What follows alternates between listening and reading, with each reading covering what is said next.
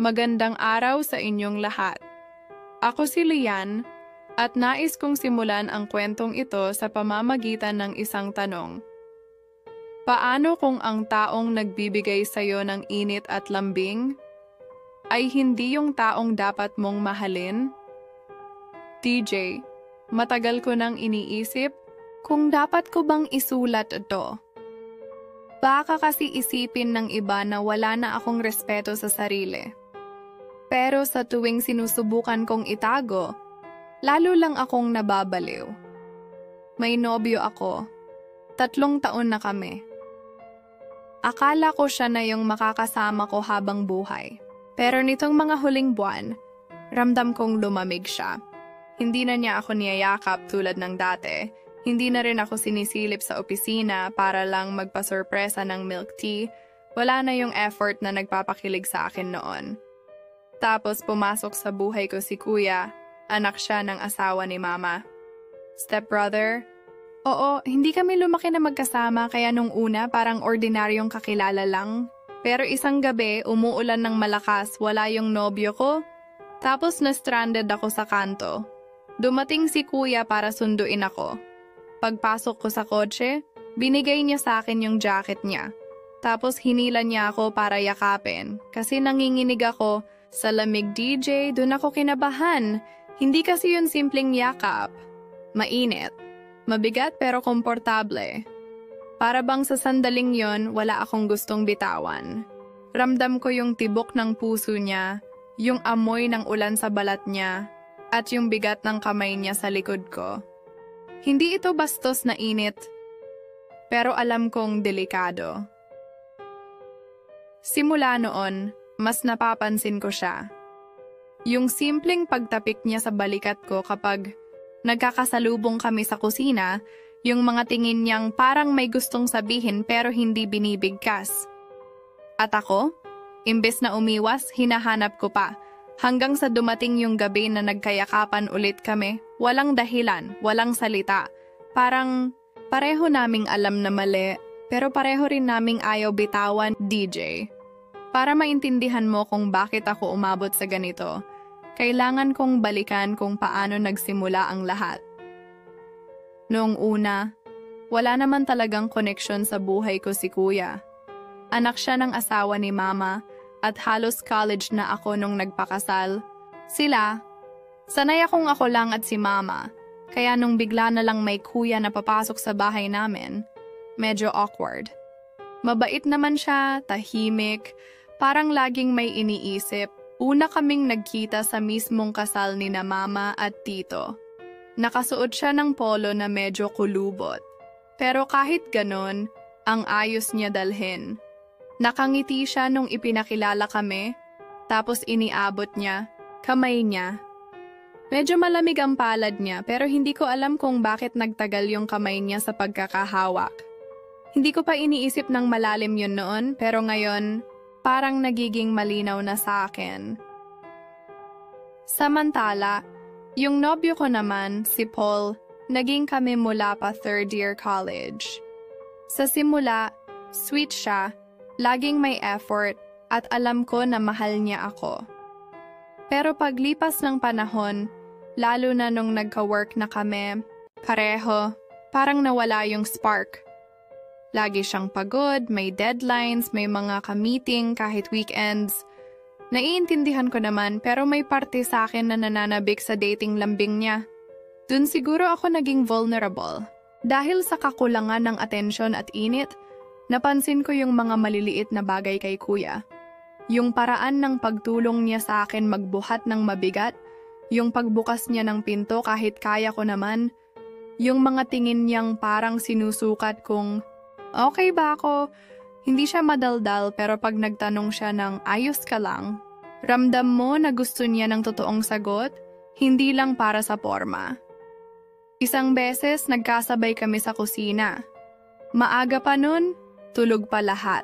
Naghahanap ako ng kape, tapos bigla siyang pumasok, bagong ligo, may patak pa ng tubig sa buhok. Nang ngumiti, siya at bumati ng good morning. Napansin ko yung titig niya na parang mas tumatagal kaysa normal. At doon nagsimula yung kakaibang kuryente na hindi ko na DJ, may mga tingin na kahit walang salita, kaya kang ilagay sa alanganin. Yun yung nangyari sa akin nung gabing yun. Mag-isa lang ako sa sala, late na, tapos nanonood lang ng series sa TV para antukin. Galing si kuya sa work, at dahil pagod daw, siya dumiretso sa sofa.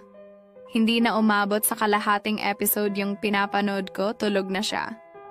Nakahiga siya na parang wala nang pakialam sa mundo. T-shirt lang. Medyo lukot. At yung isang braso nakapatong sa noo. May ilaw lang galing sa TV.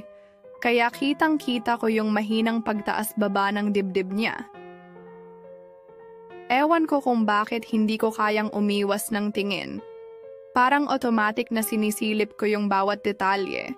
Yung konting bigote sa itaas ng labi, yung pangingintab ng balat niya dahil sa init ng panahon, yung pagkakaayos ng buhok na parang hindi sinasadya pero ang gulo ay perfect. Ramdam ko na mabilis yung tibok ng puso ko kahit wala namang nangyayari. Hindi ko na malayan, nakaupo na pala ako sa sahig malapit sa sofa, hawak yung baso ng tubig na hindi ko naiinom. Pinagmasdan ko lang siya, at doon, bigla siyang dumilat. Hindi naman gulat na gulat pero sapat para mahuli akong nakatitig. Imbes na magsalita, ngumiti lang siya ng konti. Hindi yung tipong pang-asar, mas parang may alam siya na ayaw niyang banggitin. Yung mga mata niya, diretso lang sa akin parang tinatanong kung bakit ako nandoon at bakit parang ayaw kong umalis. Tumayo ako agad kunwari may kukunin sa kusina. Pero bago ako lumayo, narinig ko yung mahina niyang boses, "Good night." Hindi ko alam kung nagpaalam lang siya or sinasabi niya sa akin na tapos na yung moment namin, DJ. Ang hirap ipaliwanag. Wala naman siyang ginawa, wala ring nangyaring mali pero ramdam ko na pareho naming alam na may kung anong umiikot sa pagitan namin. At mas lalo akong nalito kasi sa halip na mahiya, hinahanap ko pa yung mga ganong tahimik pero mabibigat na sandali. Normal ba to? O ako lang to na marupok kapag may taong nakakapagpaganito ng puso ko kahit DJ simula nung gabing nahuli niya akong nakatitig sa kanya, parang may nabago na talaga. Hindi kami nag-usap tungkol doon pero mula noon mas naging madalas yung mga aksidenteng lapit namin sa isa't isa. Kapag nasa kusina ako, bigla na lang siyang lilitaw sa likod ko para kunin yung baso sa overhead cabinet. Hindi niya kailangang dumikit, pero ramdam ko yung init ng katawan niya sa likod ko. Kapag nanonood kami ng TV kasama sina mama at tito, minsan magtatama yung tuhod namin. Hindi naman siya aalis kaya hindi rin ako umaatras. Para bang may silent agreement na okay lang to, kahit alam naming hindi dapat. Sa kabilang banda, si Paul, yung nobyo ko, lalo lang lumalayo. Hindi ko alam kung ako yung naglalagay ng distansya o siya talaga yung nawawala na yung gana. Kapag magkasama kami, ang dami kong gustong ikwento pero nauuwi lang sa simpleng kumain ka na at ingat sa biyahe. Minsan naiisip ko, kung ipipikit ko na lang yung mata ko sa relasyon namin, baka hindi ko maramdaman na kulang na ako. Pero sa tuwing naiisip ko si kuya, parang nagiging malinaw lahat ng pagkukulang ni Paul. Minsan nga, nagkasabay kami ni kuya sa pag-uwi. Umuulan nun, kaya sabay na kaming pumasok sa bahay. Habang tinatanggal ko yung sapatos ko, tumigil siya sa may pinto at tinakpan ng towel yung buhok ko. Simple lang, pero sa loob-loob ko, parang gusto ko nang huminto yung oras.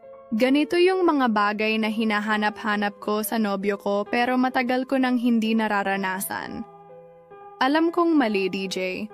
Pero bakit sa tuwing kasama ko si kuya, mas buo yung pakiramdam ko? At bakit parang mas normal na sa amin yung mga ganitong malapit na distansya, kahit walang usapan, walang label? DJ, nitong mga nakaraang linggo, mas madalas akong mapatingin sa salamin at magtanong sa sarili ko, mali ba talaga ako bilang partner? O mali lang na ako lang yung patuloy na naghahanap ng init habang yung isa, Parang wala nang gana, hindi ko naman sinasabi na perfect ako. May mga araw na busy rin ako. May mga panahon na mainit ang ulo ko. Pero kahit ganon, sinisigurado ko pa ring may yakap, may haplos, may simpleng I miss you kay Paul. Sa kanya kasi, parang naging optional na lahat ng yun. At doon nagsisimula yung puwang na hindi ko alam kung paano pupunuin, hanggang sa dumating si kuya at parang kusang napuno yung kulang. Siguro may kinalaman din sa nakaraan ko. Lumaki akong kulang sa yakap. Si mama, palaging nasa trabaho at si papa, wala. Kaya siguro ngayon sobra akong sensitibo sa physical presence ng tao. Lalo na kung ramdam kong genuine. Hindi ko alam kung yun ba ang dahilan kung bakit iba ang dating ng bawat hawak, bawat tingin ni kuya. Hindi siya sobrang sweet, pero pag nandyan siya, parang sapat na. Minsan naiisip ko, baka hindi naman siya si kuya mismo ang gusto ko. Baka yung pakiramdam lang na may taong willing magbigay ng atensyon kahit walang kapalit. Pero paano kung siya talaga? Paano kung kaya kong tanggapin lahat ng mali basta siya ang kasama? Ang masakit, DJ, alam kong hindi ako dapat tumitingin sa ibang direksyon. Pero sa tuwing sinusubukan kong ayusin yung kay Paul, parang mas lalo kaming nawawala sa isa't isa. Samantalang kay kuya, hindi nga namin sinusubukan, pero mas lalo kaming nagkakalapit. DJ, dumating yung punto na sinabi ko sa sarili ko, tama na, hanggang dito na lang to. Sinubukan kong umiwas. Hindi ako bumababa kapag naririnig kong dumating siya. Hindi ko na sinasabayan yung oras niya sa kusina. Kapag magkasama kami sa sala, kunwari busy sa phone kahit wala namang binabasa. Akala ko kakayanin. Pero parang sinasadya ng tadhana na ilapit kami. Isang gabi, nagkaproblema ako sa trabaho. May mali akong naisubmit na report at pinapabalik ako kinabukasan para ayusin. Hindi ko na alam kung paano ko uumpisahan. Nakaupo, ako sa dining table, hawak yung laptop at halos mangiyak-ngiyak. Biglang dumating si kuya, hawak yung 2 tasa ng kape. Hindi ko na siya tiningnan, pero inilapag niya yung isa sa harap ko. Okay ka lang? Tanong niya. Hindi ako sumagot agad, pero naramdaman ko yung kamay niya sa balikat ko. Tapos umupo siya sa tabi ko, tiningnan yung report, at sinimulang ayusin kasama ko. Walang halong biro o kwento, pero ramdam ko yung sincerity niya sa pagtulong. Nang matapos, nakahinga ako ng maluwag. Gusto kong magpasalamat pero imbes, napatingin lang ako sa kanya. Doon ko napansin yung malapit naming distansya. Isang siku lang. Pwede ko nang maramdaman yung init ng braso niya. Naiisip ko tuloy, paano ko maiiwasan yung isang tao na sa simpleng paraan lang, kaya kang gawing magaan ulit? Paano ko iiwasan? Yung presensyang hindi mo naman hinihingi pero kapag dumating parang ayaw mo nang paalis. DJ, hanggang ngayon sariwa pa rin sa isip ko yung gabing yon. Umuulan ng malakas, parang walang plano tumigil. Wala sina mama at tito, may pinuntahan daw sa probinsya. Si Paul naman, hindi nagparamdam buong araw. Ako lang at si kuya ang nasa bahay. Nasa kusina ako, nagtitimpla ng kape, nang marinig ko yung yabag niya. Suot lang niya yung lumang hoodie, medyo basa pa sa ulan. Nilapag niya yung susi sa mesa, tapos tumingin sa akin ng matagal. Hindi siya nagsalita, pero ramdam ko na may mabigat sa hangin. Bukas aalis na ako, sabi niya. Halos pabulong. May trabaho na ako sa Cebu. Parang may kumurot sa dibdib ko.